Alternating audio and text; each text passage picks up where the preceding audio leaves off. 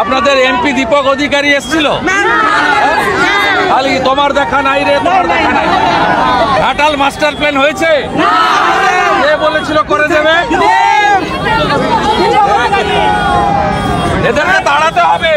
এই বিরোধী দলনেতা হিসেবে নয়, এই মানুষের মুখ থেকে শুনুন, সরকার কিছু করেনি এদের জন্য। আজকে এক সপ্তাহ হয়ে গেল কিছু করেনি।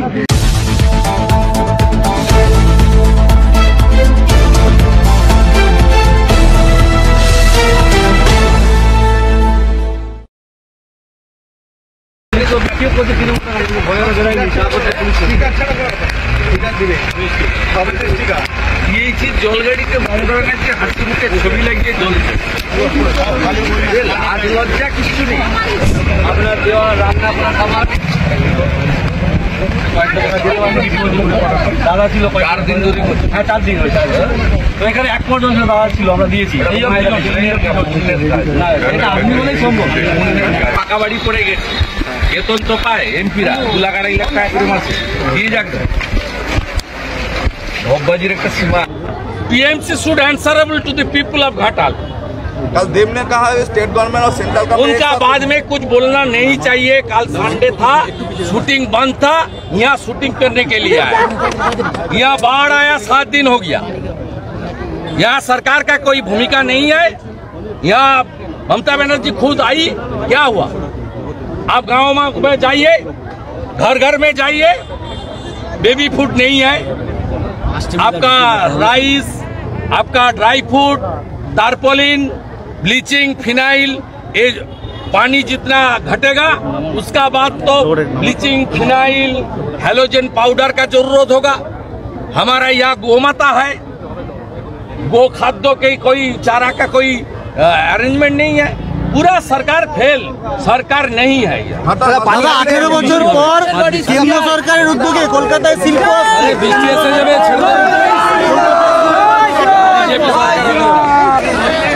মিডিয়ার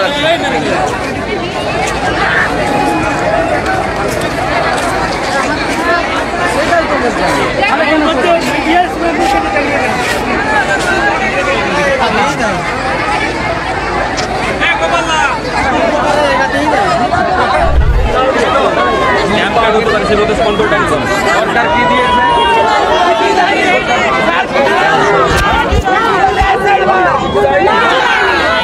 আপনাদের এমপি দীপক অধিকারী এসেছিল, খালি তোমার দেখা নাই রে, তোমার দেখা নাই। ঘাটাল মাস্টার প্ল্যান হয়েছে, কে বলেছিল করে দেবে? এদেরকে তাড়াতে হবে। বিজেপিকে আনবেন, ঘাটালে বন্যা বন্ধ হবে, কথা দিয়ে গেলাম।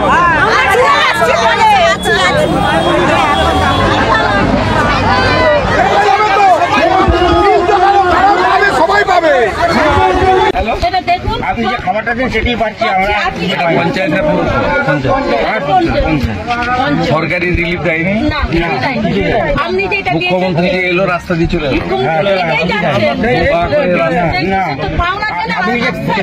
ওই যে ফ্যামিলি দিচ্ছে এইটাই পাচ্ছি আমরা। আপনি কাল থেকে সাদা ভাত দিচ্ছি তো, কালকে ভালো দিনই এই তো এসছে না, এটা অন্যদিকে দুদিন খেজুরি দিচ্ছে ঘরগুলোতে একটা করে, তারপর তারপলিন অন্তত কিছু করে দিন। এমএলএ সাহেবকে আমি দিয়ে যাচ্ছি। আমরা তো সরকার নই, যতটা পারি করছি, পাশে দাঁড়ানোর চেষ্টা করছি। এটা তো দায়িত্বটা সরকার তো মানে কোনো কিছুই মানুষের জন্য করতে পারেনি। আজকে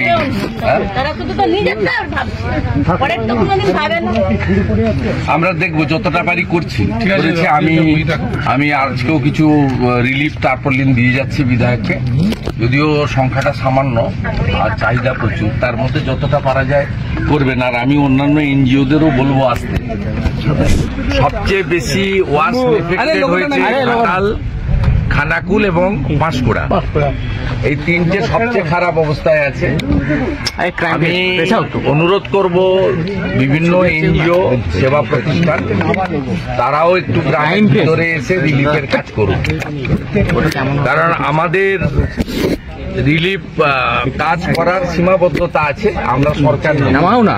তার মধ্যে আজকে নিয়ে 4 দিন আমরা দাসপুর ঘাটালে প্রায় 7-8 হাজার করে মানুষকে রান্না করা খাবার দিয়েছি।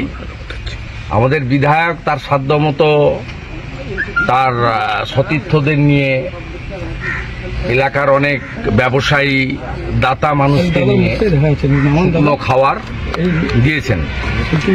আমরা বিধায়ককেও কিছু তারপলিন দিয়েছি। আজকেও আমি বিধায়ককে প্রায় 800,000 মতো তারপলিন আমি এখানে দিয়ে যাচ্ছি যাতে দিতে পারে, কিন্তু এটা সমুদ্রে বিন্দু।